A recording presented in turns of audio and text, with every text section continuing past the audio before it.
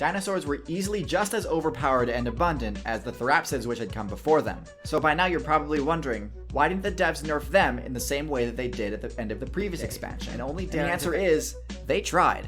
At the end of the Triassic, another extinction patch was rolled out, but I think the devs were afraid to use more of the harsh nerfing methods because of how drastically the player base had dropped after the Great Dying.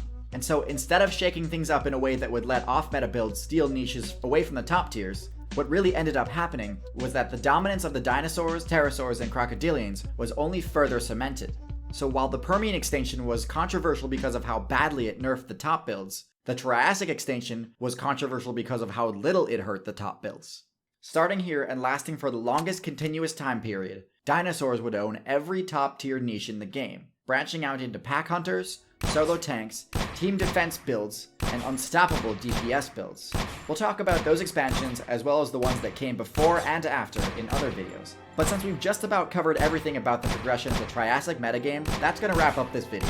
Thanks for watching, and if you've got a time period, biome, or animal you'd like analyzed in a video, leave a suggestion in the comments of this video, or better yet, become a patron on Patreon. Patrons work directly with me and offer suggestions and critiques during the video creation process itself, and their support is why I've been able to consistently put out content like this. Thanks again, goodbye.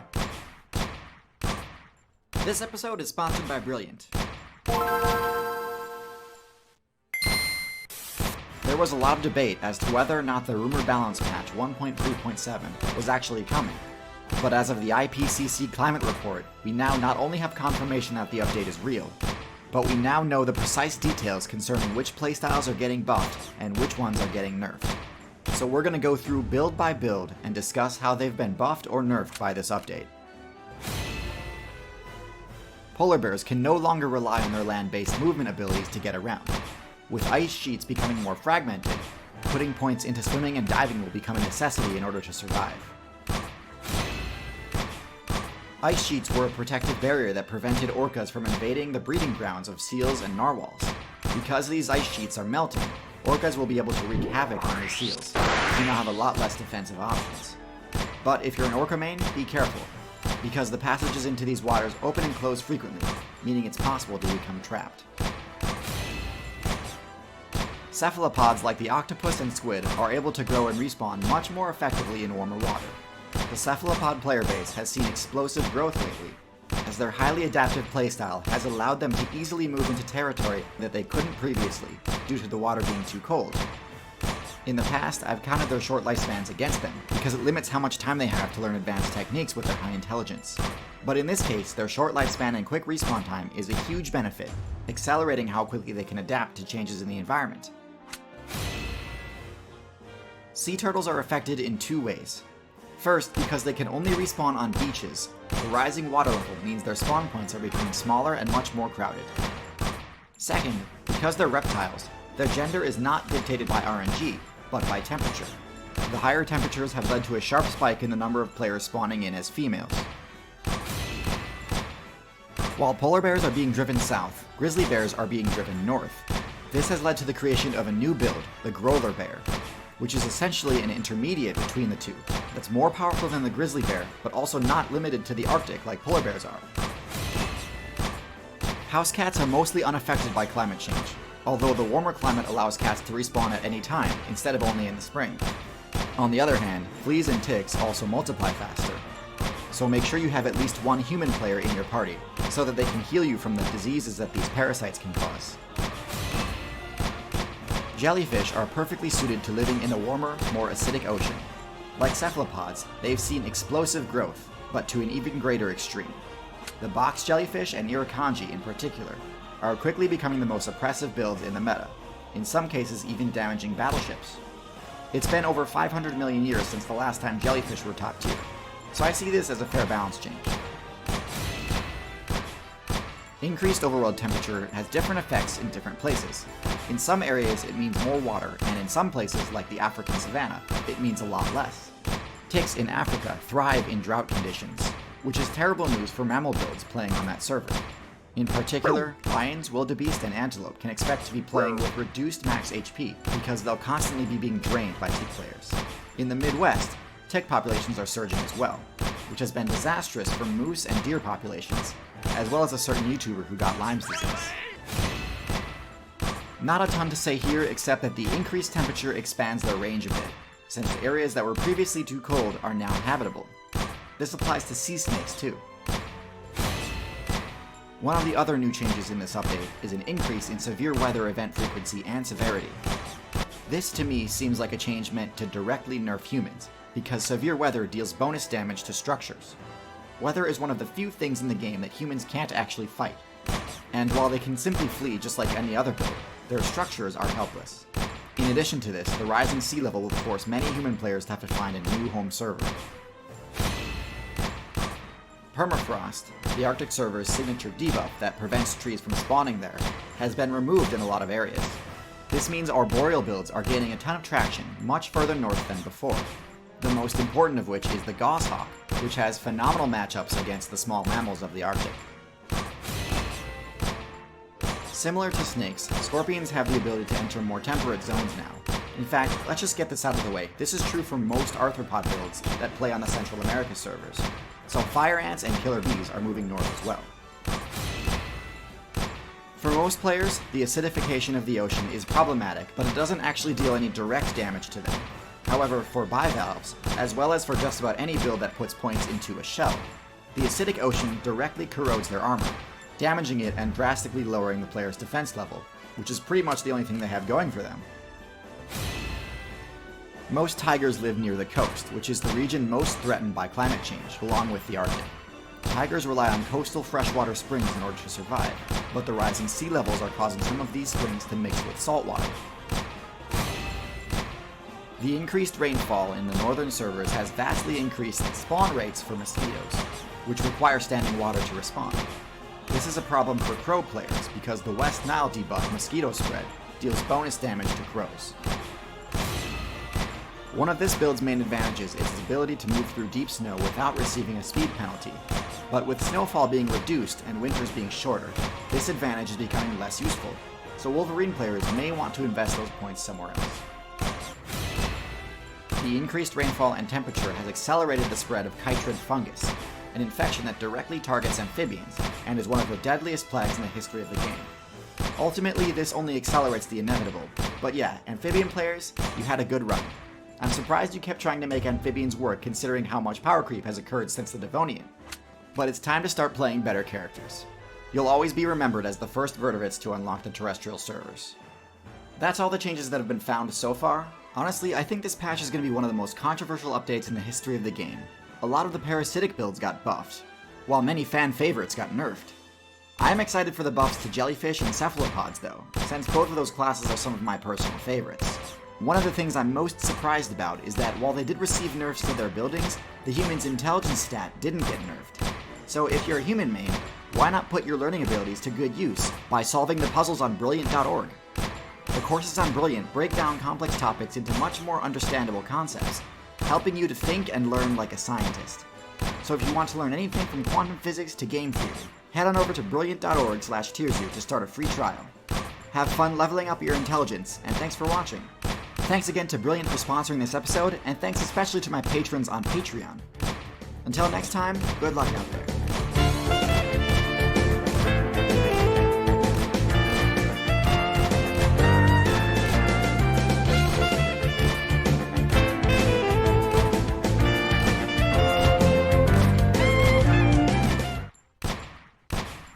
This episode was sponsored by Skillshare.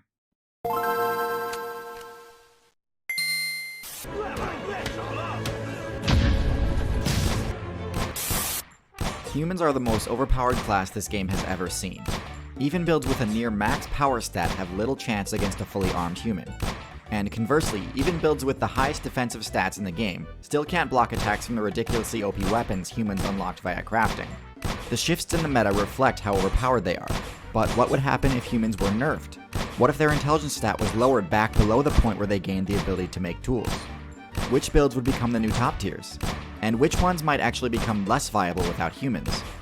Well, with their intelligence stat lowered, it's expected that humans would return to their playstyle as persistence hunters in the savannah. Even without advanced intelligence abilities like tool use and fire control, they would still excel at this because of their unique ability to regenerate stamina by sweating. They would also still retain their unique and powerful ability to throw things, although they could no longer craft high damage items like spears to throw. After a nerf like this, they would no longer hold the record for highest intelligence in the game. That honor would fall to the elephant, followed closely by dolphins and parrots, and then finally back to primates again. Without the ability to control fire or craft clothing, humans would be limited only to the hotter servers again, due to their lack of fur, leaving the vast majority of the game's resources freed up to be competed for once again. So which builds would dominate this new meta? There's an endless number of things to consider here. The meta right now is completely centralized on humans, to the point where even the abyssal servers are affected.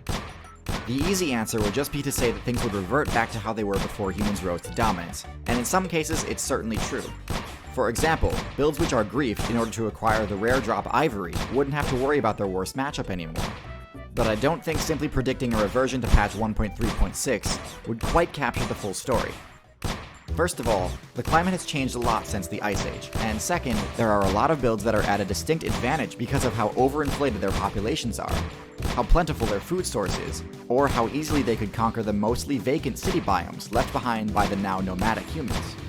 There are also builds that have essentially been playing on easy mode because of humans, and would now have to actually change up their playstyle and learn how to play the game competitively again.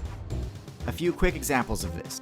Cockroaches, while they do have many impressive resistance abilities, like radiation and toxin resistance, are actually very weak to the cold.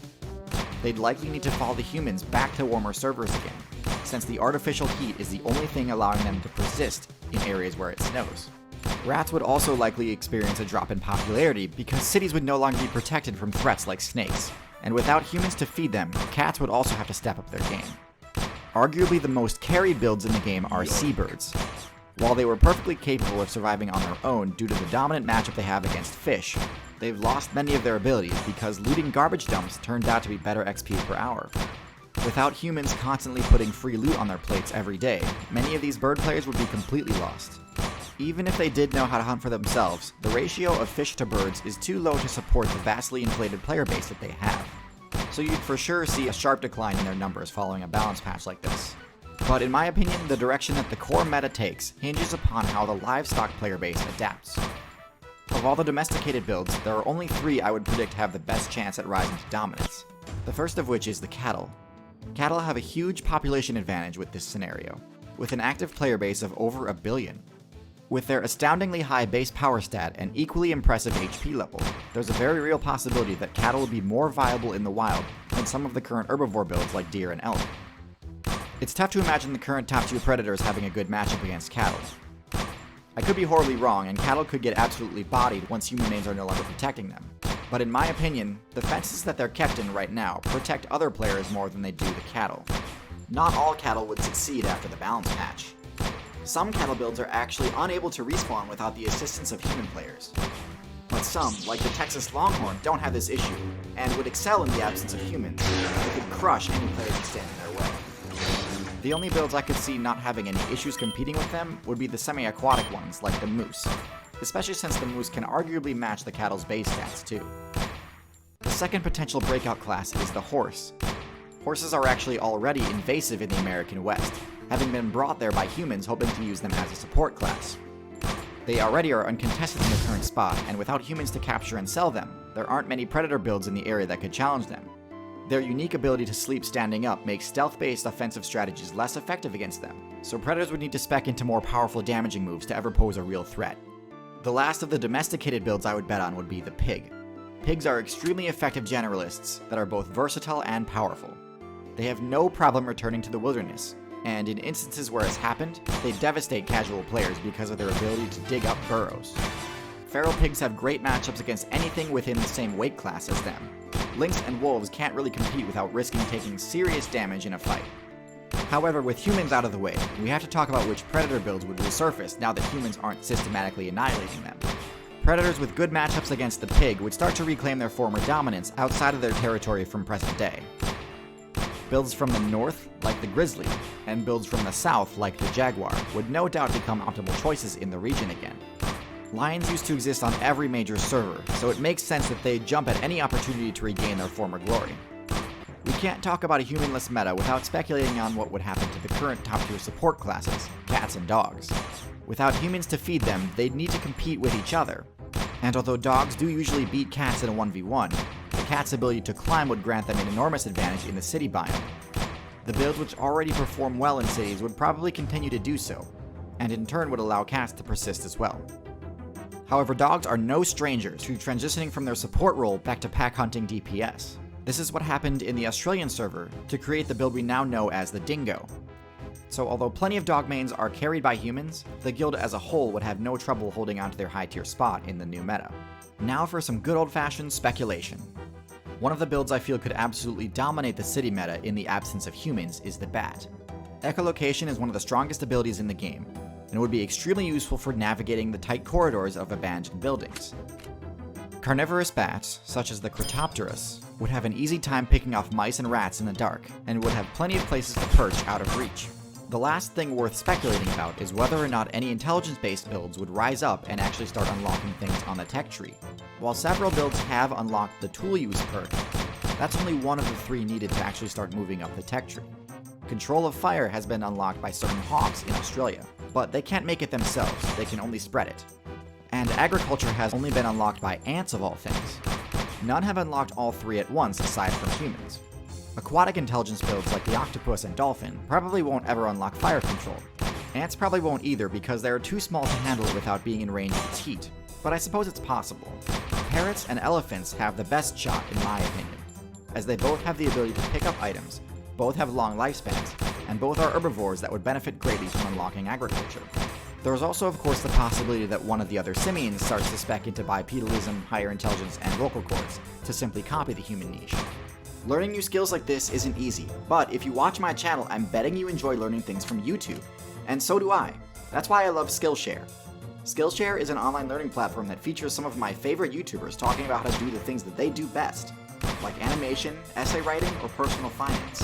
These great classes, as well as over 20,000 others, can be watched for free if you use the link in the description of this video to start a 2-month free trial of Skillshare. So act now for this special offer and start learning today. Thanks again for watching. And thanks especially to my patrons on Patreon. Until next time, good luck out there.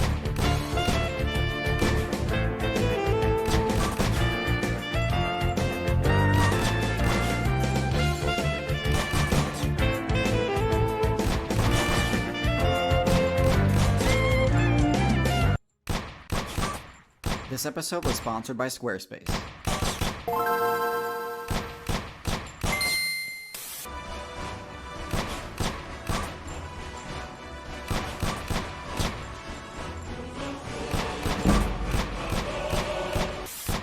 Of the 6 base stats in the game, stealth is perhaps the hardest one to optimize.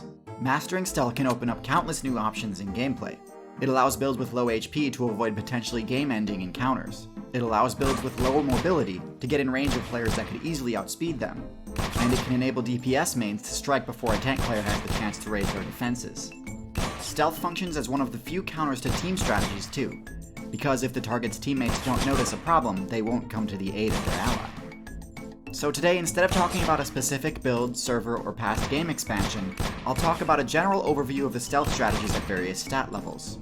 The stealth stat is simply a measure of how difficult it is for other players to detect you in-game. At a low level, even players with no perception-based abilities will detect you even at a distance, while at a high level, even players with rare perception abilities might not detect you at all. Keep in mind that stealth is not limited to sight, but considers smell and sound as well. So let's start with the lowest stealth levels. Believe it or not, it's actually kinda hard to achieve a rating this low. You have to deliberately choose skins or palette swaps that stand out from your surroundings. A rating this low can also be achieved by speccing into odor-based moves, like Skunk Spray. Having extremely low stealth can actually be a viable strategy for some builds. Poison is generally seen as a low-tier strategy, because it requires the user to take potentially fatal damage in order to actually activate its effect. But when used in combination with extremely bright colors, predators will realize that they should leave you alone without attacking first. Speccing into both poison and aesthetics costs a lot of evolution points though, so one other option is to only spec into bright colors and not actually put any points into poison. The bright colors will still ward off players unwilling to risk their entire playthrough over one elimination, and this lets you invest those points into other abilities. Above this level, you start to see builds that don't necessarily try to be seen, but can't really hide their presence due to some of the attributes their character has, such as just being really massive. Even if they did invest into stealth abilities like camouflage, it wouldn't do enough to keep them hidden. so they end up sticking with basic color palettes and relying on other strategies to protect themselves. At this level you can also find builds that use camouflage, but don't get much benefit out of it simply because they have too strong an odor to hide. A little higher than this and you have your basic color camouflage. This is the most common strategy in the current meta, simply because it doesn't cost much to spec into. It's surprisingly effective as long as the user keeps still and doesn't make any noise, although it requires you to keep to the areas that match your color in order to get the stealth bonus. Many of the game's most popular builds opt for this style, saving the bulk of their evolution points for other perks. One more step up and you reach patterns. This is the first form of advanced camouflage and offers two main advantages. First, it grants a massive stealth bonus if your pattern matches your surroundings exactly. But second, and perhaps more importantly, it breaks up your character's outline, meaning that even if an enemy player detects you, their attacks get an accuracy penalty, as it's difficult to tell where the player's hurtbox ends and their surroundings begin. One of the most common patterns is Stripes, a pattern so effective that the most powerful stealth power hybrid in the game uses it. Above patterns you have Textures. This is the highest possible level of stealth you can achieve using basic camouflage. As long as you aren't moving, enemies will be totally unable to detect you, as long as you remain near the scenery that your build is designed to match. Reaching this level of stealth requires a huge amount of evolution points spent on modifying aesthetics. But believe it or not, we can go even higher. Texture is the highest level of advanced camouflage, but stealth goes far beyond that. Being able to hide while standing still is one thing, but the best stealth abilities work even on the move. Not getting detected while moving is difficult, and the most common strategy players use is to wait for the global stealth bonus that occurs every night. But while that inhibits sight-based detection, there's still the problem of being detected by sound. This is where abilities that allow the user to move silently come in handy, like the Owl's special sound-reducing feather